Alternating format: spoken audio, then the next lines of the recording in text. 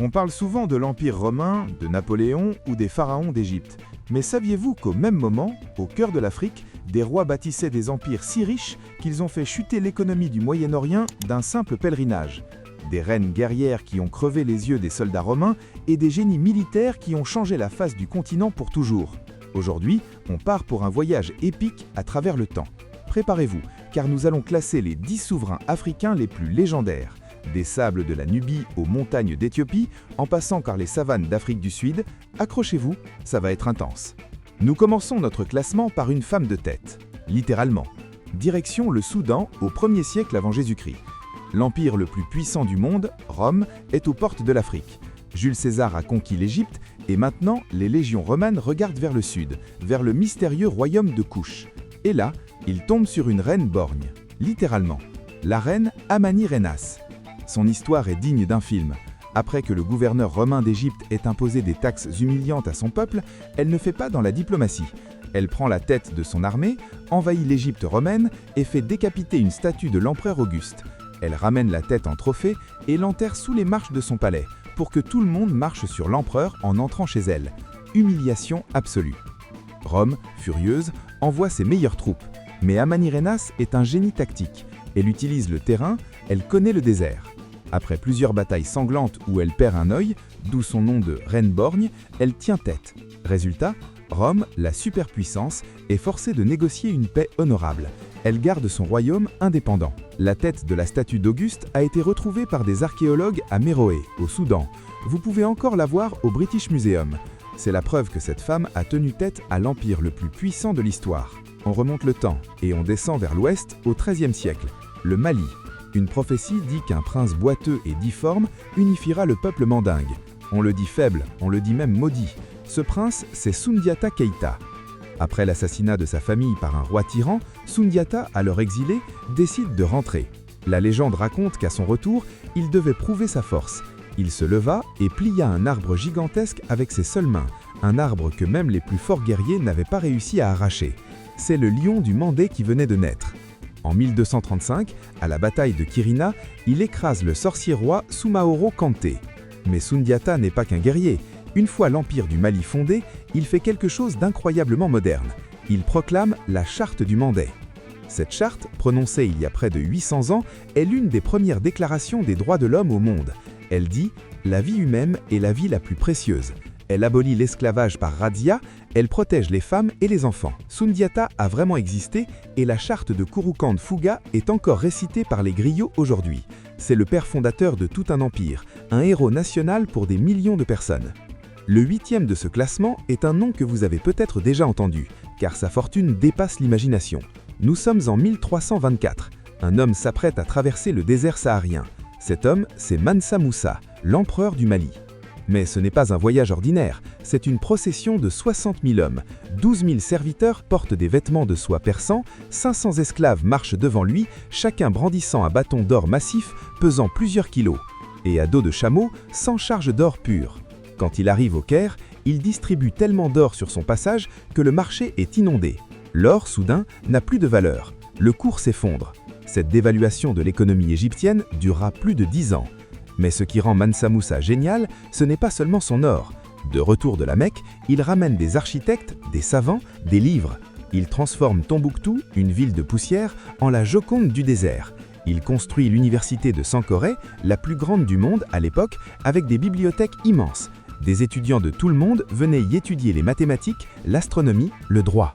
Le magazine américain Celebrity Networks l'a classé comme l'homme le plus riche de l'histoire, avec une fortune estimée à 400 milliards de dollars actuels, une estimation qui ne peut même pas rendre compte de sa richesse réelle. Après la chute du Mali, un nouvel empire se lève, le Songhai, et son empereur, Askia Mohamed, est un véritable monstre d'organisation. En 1493, Askia Mohamed prend le pouvoir, mais contrairement à Shaka ou Soundiata, il n'est pas seulement un guerrier, c'est un manager de génie. Imaginez un empire plus grand que toute l'Europe de l'Ouest, sans papier, sans ordinateur, uniquement géré par la parole et l'organisation.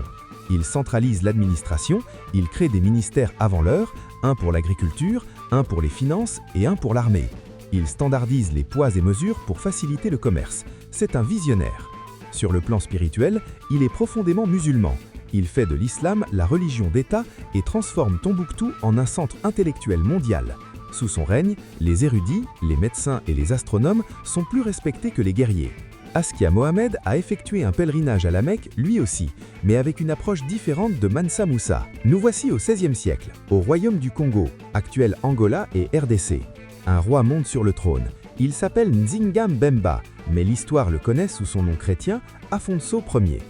Quand les Portugais arrivent avec leurs navires et leurs canons, beaucoup de rois africains les voient comme des envahisseurs, pas Afonso. Lui, il voit une opportunité. Il se convertit au christianisme, il adopte le portugais, il envoie ses fils étudier à Lisbonne. Son but, devenir l'égal des rois d'Europe. Il veut moderniser son royaume pour mieux résister. Il met en place une administration complexe, il apprend à lire et à écrire, et il correspond avec le roi de Portugal comme un ami. Mais très vite, il découvre l'envers du décor. Les Portugais ne sont pas là pour échanger des idées, mais pour prendre des esclaves. Alors, Afonso fait quelque chose de rare. Il écrit des lettres de protestation. Dans une lettre échirtante de 1526, il supplie le roi de Portugal d'arrêter la traite, dénonçant des marchands portugais qui capturent nos sujets libres et vendent nos enfants.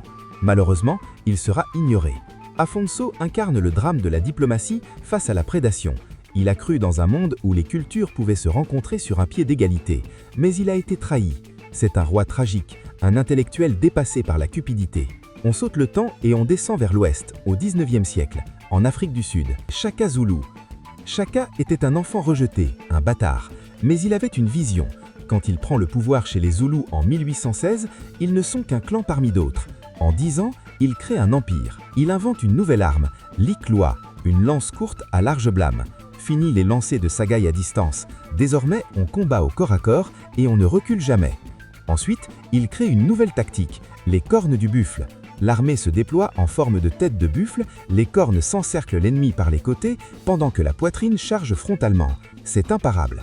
Enfin, il impose une discipline de fer. Ces guerriers ne portent pas de sandales pour courir plus vite sur les épines. Ils s'entraînent jusqu'à l'épuisement. Ceux qui reculent sont exécutés sur place. Mais Chaka n'est pas qu'un guerrier, c'est un unificateur. Il intègre les tribus vaincues dans son armée, les Zuluises. Il crée une nation. Pendant des décennies, cette nation résistera aux Boers et aux Anglais.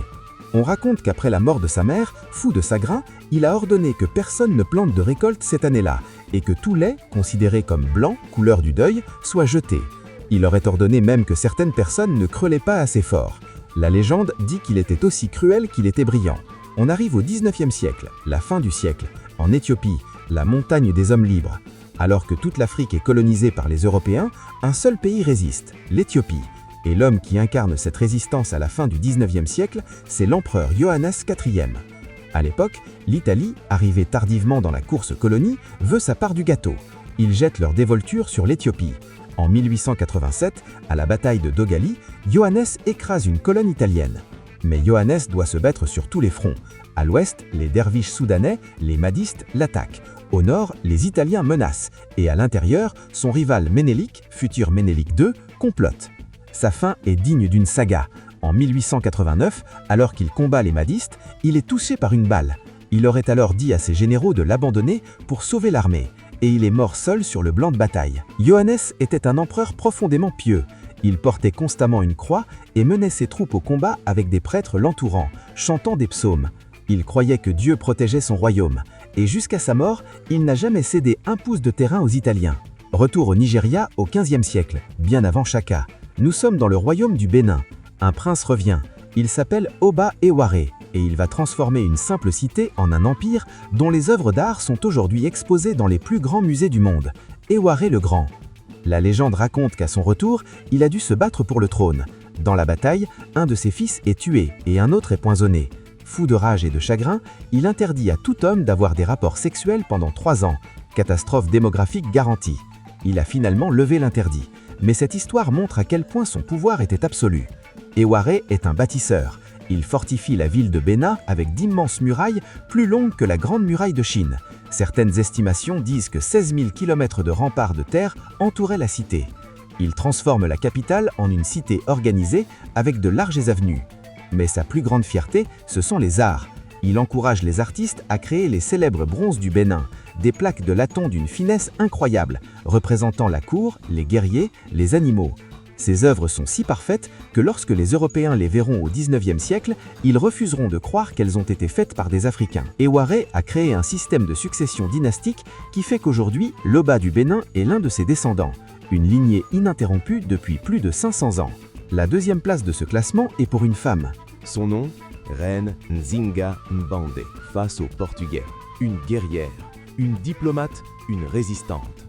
Nous sommes en Angola, au XVIIe siècle, quand elle arrive aux négociations avec le gouverneur portugais, on refuse de lui donner une chaise pour l'humilier. Alors Nzinga, sans perdre son calme, ordonne à une de ses servantes de se mettre à quatre pattes et s'assoit sur son dos. Devenue le siège, la servante est traitée comme un meuble, mais Nzinga montre qu'elle est au-dessus des conventions. Elle parle d'égal à égal. Les Portugais ne respectent jamais leurs traités. Alors Nzinga change de stratégie. Elle devient une guerriera. Elle s'allie avec les Hollandais, elle crée des bases dans des zones inaccessibles et libère ses propres esclaves pour en faire des soldats.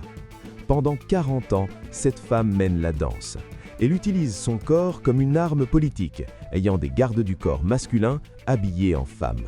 Elle attaque, recule, négocie, puis attaque de nouveau. Les Portugais ne savent plus où donner de la tête. À 60 ans passés, elle menait encore ses troupes au combat. Elle est morte de vieillesse, respectée et jamais vaincue. Nzinga est devenue une héroïne nationale en Angola. Son nom est un symbole de la résistance africaine à la colonisation. Fin maintenant avec notre numéro 1. Le visionnaire des Grands Lacs, Roi Bouguiri IV. Enfin, nous arrivons à la première place. Un roi méconnu, mais dont l'œuvre a façonné tout un pays jusqu'à aujourd'hui. Direction le Rwanda, à la fin du XIXe siècle. Son nom, le Mwami, roi, Kigeri, Roi Bouguiri IV. Pourquoi lui? Parce que Roi Bouguiri n'a pas juste conquis un empire, il a construit un État. Quand il arrive au pouvoir vers 1867, le Rwanda est un ensemble de petits royaumes et de chefferies souvent en conflit. En quelques décennies, il en fait l'État le plus centralisé et le mieux organisé d'Afrique des Grands Lacs. C'est un roi guerrier. Il mène des campagnes militaires presque chaque année, repoussant les frontières du royaume jusqu'à leur apogée. Mais c'est aussi un administrateur de génie. Il réforme le système foncier. Il crée des armées permanentes stationnées aux frontières. Il envoie des représentants du roi, les Abirous, dans chaque province pour collecter les impôts et faire respecter la loi. Sous son règne, le Rwanda devient une machine d'État centralisée avec une administration, une armée et une fiscalité unifiées.